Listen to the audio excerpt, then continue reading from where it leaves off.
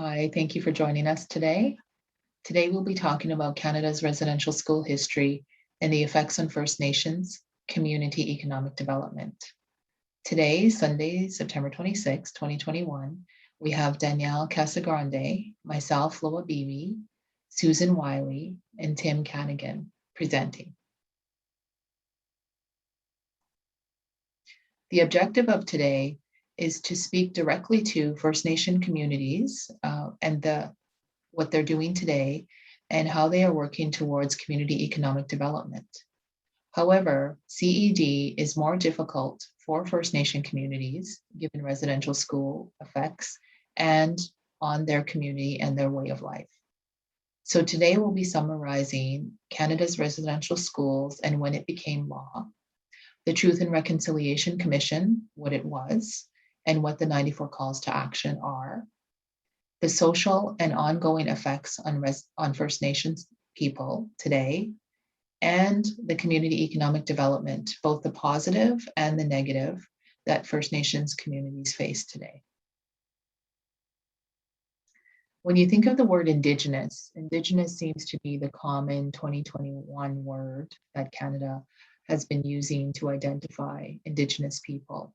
There's been several iterations of the word of what we've been called in Canada. We've been called Indian, we've been called Aboriginal.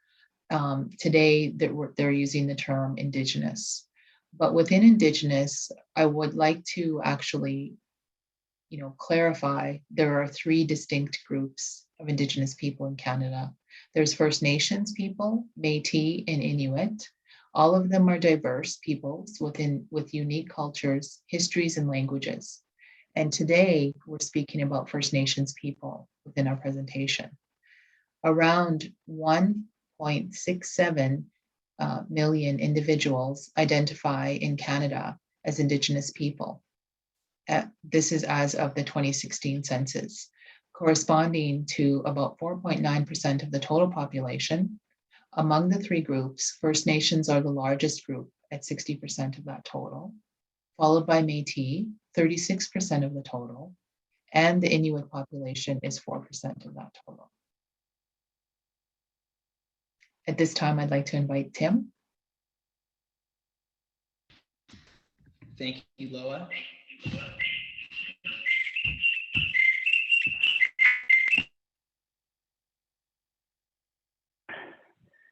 So I'd like to cover some of the establishment of Canada's residential schools. From 1831 to 1996, there were at least 130 residential schools formed at the direction of the Canadian government. These government-sponsored religious institutions were established to assimilate First Nation children into Canadian culture. In that time, over 150,000 First Nation children attended these schools. It has been reported that over 6,000 recorded deaths occurred at the schools.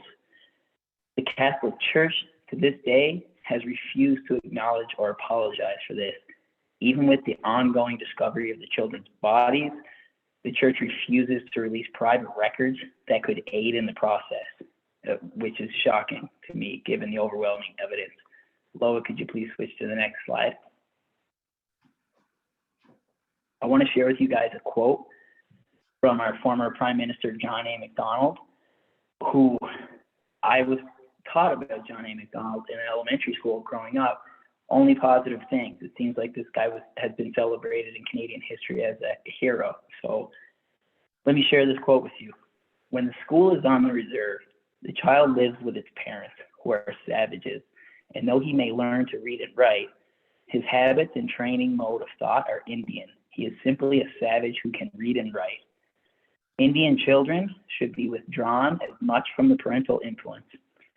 And the only way to do that would be to put them in central training industrial schools where they will acquire the habits and modes of thought of white men. I'd like to let that sink in. That quote was from 1879 in the House of Parliament. Pretty shocking. Loa, could you please switch to the next slide? So the family unit was destroyed by these residential schools and the implementation of these laws, children were stolen from their First Nation communities to attend these schools. The nurturing relationships between parents and children were severed. This was the frontal attack on parenthood. It disrupted lives, families, and communities, causing long-term trauma. Former students have demanded recognition and restitution, resulting in the Indian Residential School Settlement Agreement in 2007 and a formal public apology by Prime Minister Stephen Harper in 2008. One of the things that we found shocking in the research is that despite this formal apology and acknowledgement in 2008 by the government, there seems to be no movement towards abolishing this act, and no action is taking place to remove it. I think that's pretty important information to share. There's been a number of amendments to the law that have further empowered the Canadian government and these religious institutions to destroy First Nation culture even further, creating more barriers to education and community economic development. Loa, could you please go to the next slide? So about the Indian Act, this primary law was created in 1876 by the Canadian government to govern and control First Nations and the management of reserved land. This law also aimed to eliminate First Nation culture in favor of assimilation into Euro-Canadian society. As I just mentioned, an amendment in 1894 authorized the government to remove a First Nation child from their family. First Nation people became strangers in their own home and native land. Loa, could you please go to the next slide? Oh, so at this time, I would like to ask my colleague Danielle to come on and share with some of the research that she found on the Truth and Reconciliation Commission. Before I go, I would like to encourage everyone to take a deeper dive into the topics that are being discussed today, to try to gain a better understanding of the extent of the barriers that First Nation people are facing in our society. Thank you. Thanks, Tim. So now I'd like to talk about the Truth and Reconciliation Commission. The TRC of Canada was one of the elements of the Indian Residential Schools Agreement that Tim discussed a couple of moments ago. It was the largest class action settlement in Canadian history, which was implemented in 2007. The purpose of the establishment of the commission was to facilitate reconciliation between former residential school survivors, their families, communities, and all Canadians. So the commission commenced with the appointment of 3 commissioners. One was an Ontario Court of Appeal judge who is a member of the Mississaugas of New Credit First Nations. Another was a lawyer, and the 3rd commissioner was a First Nations health expert. And so between 2007 and 2015, the TRC visited more than 70 communities across Canada and heard from more than 6,500 witnesses who recounted their firsthand experiences of the residential schools. And can you go to the next slide, Lola, please? So the Truth and Reconciliation 94 calls to action were created by the Truth and Reconciliation Commission in an effort to repair the harm and trauma caused by these schools, which, as Tim mentioned before, definitely were not real schools.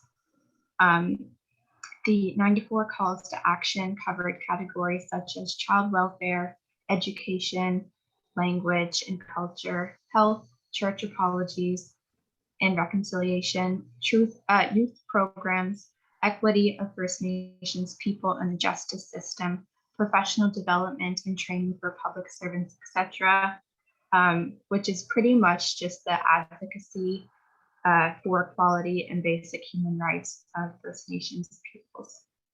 In 2017, upon the completion of the TRC's mandate, the Canadian government committed to implementing all calls to action. Next slide, please, Noah. The National Center for Truth and Reconciliation is number 77 and 78. in the 94 calls to action created by the TRC. So the National Center for Truth and Reconciliation was created through an agreement between the TRC and the University of Manitoba.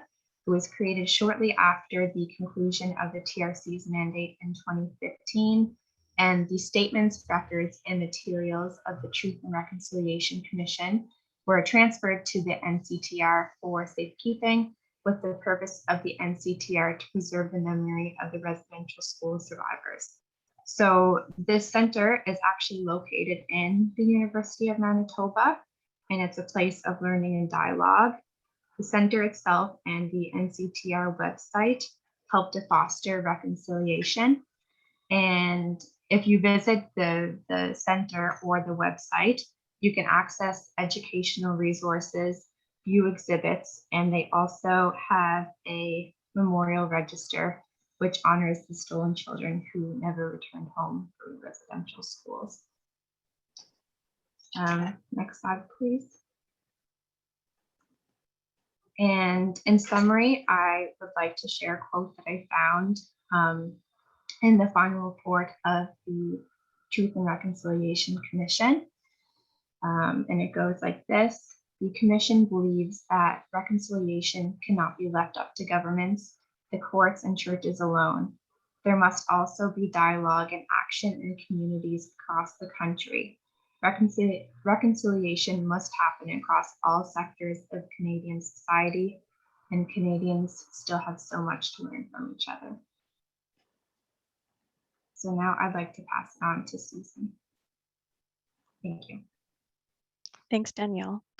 The residential school system is viewed by many as part of a distant past. However, this is not accurate, as the devastating effects still remain. First Nations continue to experience racism through oppressive government policies. The Indian Act is just one example of such policy. Interpersonal racism and bias persists due to misunderstanding and lack of accurate awareness regarding the history of colonization amongst non-Indigenous Canadians. The undermining of Indigenous First Nations, Métis, and Inuit cultures has created a state of social exclusion. Next slide, please. The resulting socioeconomic issues include increased unemployment, lower income levels, lower levels of education, health inequities and poorer health outcomes, including increased mental health concerns and suicide rates, marginalization and violence against women, food insecurity, lower quality diet, and inconsistent access to clean water, inadequate housing, overrepresentation in the child welfare system and correctional institutions. Next slide, please. The nature of these issues creates a cyclic effect. Racism, systemic and interpersonal, perpetuates intergenerational trauma. Collective and personal healing is therefore hindered. Without appropriate supports and healing, socioeconomic issues persist. The outcomes due to the socioeconomic issues reinforced racist perceptions. This leaves many non-Indigenous Canadians unmotivated to actively correct racist behavior, thoughts, or policies. Next slide. Interrupting the cycle at any of these points through a variety of methods, including community economic development, can contribute to healing and improving quality of life for First Nations. A case analysis from the textbook titled KNET discusses a unique First Nations owned and operated ICT service provider. This organization provides IT and network solutions for rural and remote First Nations of Ontario, thus allowing for not only cellular and internet service, but also access to a wide range of public and civil services, including telehealth applications and industry. Industry Canada's First Nations SchoolNet. KNET is integral in meeting the social and economic development needs of the communities it serves. But perhaps one of the most important aspects to breaking the cycle at any point is reconsidering the way we think about the barriers. First Nations have lower post-secondary enrollment rates. They do not benefit from the basic conduits of access. Example, scholarships. People will claim there are a lot of funding and scholarships for First Nations, but fail to account for the institutional support and training needed to navigate the complicated system of application. Current application systems may require a reliable mailing address, cell text confirmation, or an online interview, and all of the support it requires to have these things in order. The creators of these systems take these considerations for granted. Another simple example is if you lost a training certificate required for your job. The non-Indigenous person might simply email for a replacement and have it sent to them. The situation could be solved in 10 minutes. However, imagine your literacy level was low, so you struggle to read the fine print telling you how to get a replacement. You have unreliable internet to navigate the website. You may not have a reliable mailing address to have the certificate sent to you, or you may not have government issued ID to confirm your identity. This is no longer a 10-minute problem. When a bureaucracy is set up based on the average skills and access, it radically disadvantages people who do not have those resources readily available. It is not that these issues could not be remedied, but having to overcome them at every small step in the process results in dropping out before complete. I challenge you to consider these statements and reconsider them when thinking of First Nation individuals. Didn't arrive on time, lazy. Didn't complete the application process, not serious or motivated. Didn't show proper ID, unorganized. We must be mindful of interpreting behavior based on what would cause the behavior in people we know. That's all from me, and I'll turn it over to Loa to wrap it up. Thank you very much, Susan, Danielle, and Tim. You've done a really good job laying the foundation of how we got to today and some of the underlying issues that are still there and that came about. When I think about community economic development for First Nations communities have many obstacles and barriers to overcome in their community economic development projects. Challenges that we face are great. We have all kinds of policies and laws in Canada, and one of them was noted today, the Indian Act, which birthed the residential schools, the history of residential schools, racism, loss of historical governance, culture, and language, and that's just to name a few. When I think of how we could accelerate and support community economic development and growth in First Nations, supporting First Nations in 3 key contemporary areas of debate and discussion include self-government and the movement to supersede the Indian Act government, conflicts over land use and economic development, and the role of Indigenous knowledge in policy and decision-making. When I think of this, I think of pre-contact, we had our own government. So when I think of self-government, we're going back to self-governing ourselves and coming out of the Indian Act. So a self-governing First Nation, there are several in Canada that are working towards self-government, and there are also several First Nations that actually do have self-government. And one of those success stories outlined in this document at the Chiefs Assembly on Education by the Assembly of First Nations of Canada. It's called First Nations No Longer Under the Indian Act, and it was published in October 2012. One of the most famous ones in Canada is the West Bank First Nation Self-Government Agreement. Was back in 2004. West Bank has the authority, so here's a quote from there, has the authority to pass and enforce laws with jurisdiction in relation to kindergarten, elementary, and secondary education on West Bank lands for members, which include authority to enter into tuition, post-secondary support, capital, curricular, recreational, special needs, and other arrangements. Create administrative bodies, enter into agreements regarding children of members who attend school off West Bank lands, enter into agreements with the province for the delivery of provincial services. Until West Bank enacts its own laws, sections 114 to 122 of the Indian Act will continue to apply. I really like this clause here where it says, in the event of a conflict, West Bank law prevails. This is something that way back when I was a little girl, understanding about the Indian Act and how governed we were, this is something that is unprecedented that I, at the time, that I didn't see, which is great to see today. And West Bank has actually come a long way in their growth. Hale is one of the most progressive bands in Canada and situated in one of the fastest growing areas of the province of BC. West Bank First Nation has positioned itself to capitalize on the unprecedented growth in the region. However, the journey to reclaim self-sufficiency has not always been an easy one. This is a quote from their chief. Our members fought hard to get where they are today, says Chief of West Bank First Nation, Robert Louis. Without the vision, drive, and strength of our people, the success of our self-government agreement with Canada would not have been achieved. I'm very proud of our members and our community. And right there is their website, which will also be included in our references to review some of the businesses they have and some of their success stories that they've posted on their own website.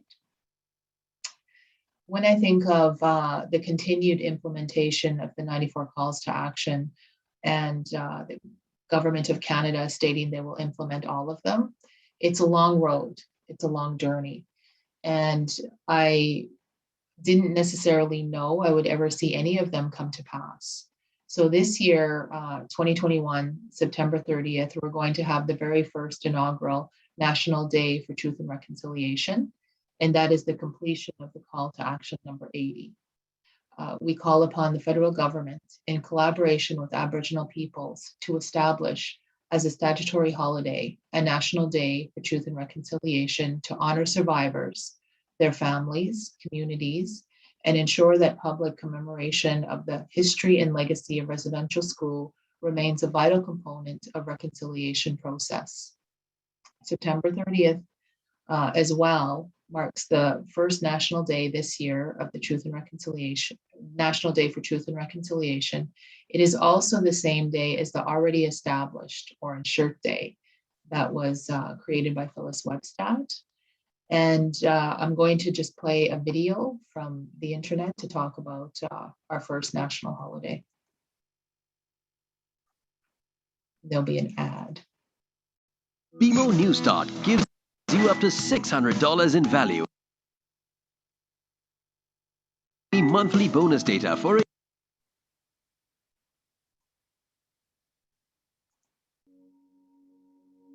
Like many Canadians, we're struggling with the legacy of the residential school system. The heartbreaking reality of historical wrongs still felt acutely today.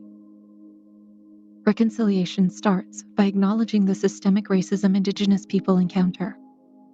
It continues by listening and learning, understanding how Indigenous cultures are affected, taking action, and charting a transformative path forward. September 30th marks our country's first National Day for Truth and Reconciliation. Join us as we honor the survivors and the lives lost.